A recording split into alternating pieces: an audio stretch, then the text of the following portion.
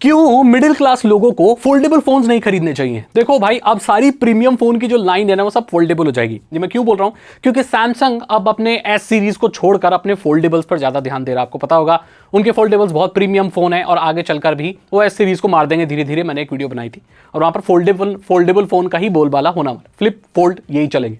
Apple भी काम कर रहा है भाई, आगे जो आईफोन आने वाले हैं शायद 17 के बाद वाला वो फोल्डेबल होगा। तो यानी कि मोटोरोला भी फोल्डेबल निकाल रहा है। मतलब जो भी प्रीमियम फोन है भाई महंगे वाले वो फोल्डेबल आने वाले हैं। तो महंगे आ रहे हैं तो मिडिल क्लास इंसान के लिए तो वो है ही नहीं बिल्कुल भी, क्योंकि वो वैल्यू फॉर मनी ढूंढता है, वो बढ़िया बजट में बढ़िया चीज, ठोस चीज ढूंढता है। ये बिल्कुल भी ठोस नहीं है। ये मैं क्यों कह रहा हूं? क्योंकि भाई अगला रीजन यही है इसका। अगर ये खराब हुआ, फोल्डेबल फोन में अगर स्क्रीन में दिक्कत आई या हिंज में प्रॉब्लम आई, सीधे 30,000 कम से कम जाएंगे आपके। आप समझ रहे हो? तो देखो अभी भी जो फोल्डेबल फोन है ना वो एक बढ़ती फेज में, मतलब पूरी तरह से ऐसा सिद्ध नहीं हुआ है। अभी भी इसमें इंप्रूवमेंट की बहुत ज्यादा जरूरत है। अभी भी क्रीज बनती है, अभी भी हिंज खराब होते हैं। तो ये एक तरह का लग्जरी आइटम है जो कि देखने दिखाने वाला है। परफॉर्मेंस नहीं खींचता, बैटरी नहीं देता और हीट के लिए भी बहुत ज्यादा बदनाम है और स्क्रीन भी बहुत ज्यादा फ्रेजाइल है। मेंटेनेंस में तो भाई मतलब समझ लो हाथी पाल लिया है। हमारे यहाँ बोलते हैं जैसे कोई महंगी चीज खरीद ली ना उसका मेंटेनेंस ज्यादा है तो बोलते हैं अबे हाथी पाल लिया है के हाथी पाल लिया। तो ये एक तरह से हाथी पालने जैसा ही है। तो इसमें हल्की भी स्क्रैच लगी। दूसरी डिसएडवांटेज ये है कि भाई इसको रिपेयर बहुत महंगा होता है और लोकल रिपेयर वाला तो वो इसे रिपेयर कर भी नहीं सकता। उसके पास ना उसके टूल है, ना नॉलेज है, ना कुछ है। इसको लेके जाना पड़ता है सर्विस सेंटर और सर्विस सेंटर वाले अच्छे से खर्चा निकालते हैं। मतलब कई बार तो ऐसा भी हो जाता है कि जितने का ये फोन नहीं होता इतने की इसकी रिपेयरिंग कॉस्ट लग जाती है। अभी मेरे बहुत एक प्रिय मित्र हैं जो एक यूट्यूबर है, उनका एक सैमसंग का फोन खराब हो गया तो भाई उसको ठीक कराने के वो 70,000 रुपए मांग रहा था और वही फोन 70,000 रुपए का तो नया आ रहा था। फोल्डेबल फोन जब ये लोग बनाते हैं तो उनका सारा ध्यान बस एक चीज पर होता है, जी हाँ, कि फोन फोल्ड हो रहा है, उसके अलावा और किसी पे नहीं होता। मैं यहां सैमसंग की बात नहीं कर रहा हूं, सैमसंग तो काफी परफॉर्मेंस पे ज्यादा ध्यान देता है।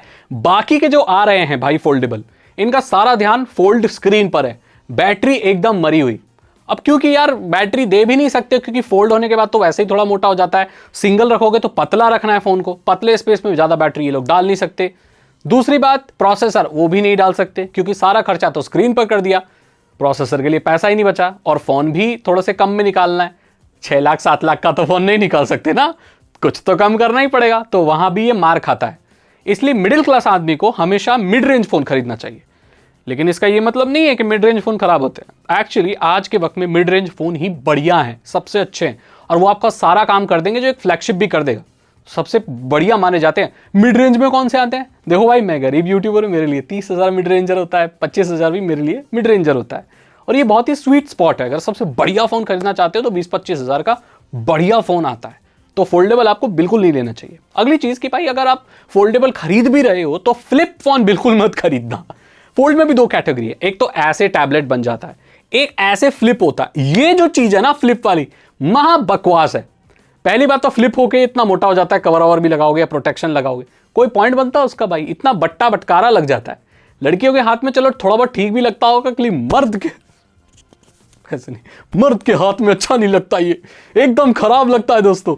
और इसमें बैटरी एकदम टुच्ची मिलती है, स्क्रीन भी इसकी बहुत ही टुच्ची होती है। और ये टुच्चापन तो सैमसंग के फ्लिप सीरीज में भी है। मोटोरोला की फ्लिप सीरीज भी महा बेकार है। दिखने में आपको लग सकती है ये, आप भी खरीदने जब जाओगे ना तो आप ये सोच के जाओगे यार कैसे फोल्ड होता होगा फोन, फ्लिप लेता होगा। लेकिन जब इसको इस्तेमाल कर लोगे ना आप देखोगे ये सबसे बड़ा सिर दर्द है। ये इतना ज्यादा वो ड्यूरेबल नहीं होता है, हल्का हल्का कहीं घिस गया या पॉकेट में कुछ लग गया ना, खत्म।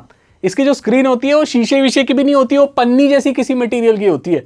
टेम्पर्ड ग्लास वगैरह लगता नहीं है इसमें। गलती से अगर कोई आपकी चाबी वाबी घुस के बंद हो गया ना तो सटैक हो जाएगा, हिंज उड़ जाएंगे, सब बर्बाद हो जाएगा। फिर रिपेयर तो होगा नहीं, आप फेंकना ज्यादा अच्छा समझोगे। फोल्डेबल फ्लिप फोन अगर खराब हो गया ना अच्छे से तो उसे फेंक ही दो, रिपेयर मत करा देना बिल्कुल भी, नहीं तो फिर नए फोन जैसे पैसे लग जाएंगे आपके और रहेगा पुराना फोन ही। मिडिल क्लास आदमी ना जब फोन खरीदता है तो आगे की सोचता है, फ्यूचर की सोचता है। वो ये सोचता है कि भाई मैं आज फोन ले रहा हूं तो 3-4 साल तक नया रहना चाहिए, ऐसा होना चाहिए कि मैंने कोई फोन खरीदा है। वो इंसान बिल्कुल ये नहीं चाहेगा कि अगले साल नया मॉडल आ जाए और मेरा फोन पुराना हो जाए। और ज्यादातर फोल्डेबल फोन्स के साथ यही हो रहा है, क्योंकि फोल्डेबल टेक्नोलॉजी अभी भी फेयरली न्यू है, तो हर साल हर 1.5 साल में कुछ नया आ जा रहा है। और ये मिडिल क्लास आदमी को बहुत परेशान कर सकता है। जैसे कि मुझे मैंने कुछ फ़ोन खरीदे थे काफ़ी पैसे के, 21,000 का फ़ोन खरीदा था आज से 10 साल पहले। वो फ़ोन जब मैंने खरीदा था तो उसके 5 महीने बाद ही नेक्स्ट मॉडल आ गया था, सोनी एक्सपीरिया का कोई सा। मेरा इतना दिल टूटा था, क्योंकि था तो मैं गरीब बहुत, इतना दिल टूटा था मेरा, मैं बता नहीं सकता। तो मिडिल क्लास आदमी अगर कोई फ़ोन खरीद ले और वो चलो एक बार को 21-19 की परफॉर्मेंस दे रहा है तो वो इंसान झेल लेगा, लेकिन वही इंसान बिल्कुल नहीं झेलेगा कि 3 महीने बाद ही उसका नेक्स्ट मॉडल आ गया और उसका मॉडल पुराना हो गया, जो कि आईफोन के साथ होता है। ये सबसे बड़ा लफड़ा है। इसीलिए मैं कहना चाहूंगा कि एक मिडिल क्लास आदमी को और एक समझदार इंसान को अभी फोल्डेबल फोन्स नहीं खरीदने चाहिए। आगे फ्यूचर में कभी होगा कुछ तो मैं आपको बता दूंगा, अभी तो फिलहाल नहीं। अगर आपको वीडियो अच्छी लगी तो लाइक करें, दोस्तों के साथ शेयर करें। हो सकता है ऐसे बहुत सारे लोग हों जो मेरी इस वीडियो को फोल्डेबल फोन से देख रहे हो, तो ये फोल्डेबल का क्या फायदा है, जरा मुझे भी तो बताओ मिस्टर बिल गेट्स। ऐसा क्या हासिल कर लिया तुमने टुइया से? कमेंट सेक्शन में बताइए। अगर आप चैनल पर नया है, चैनल को सब्सक्राइब करें, बेल आइकन को प्रेस करें। मैं मिलता हूं आपसे अगली वीडियो में। Thank you so much and good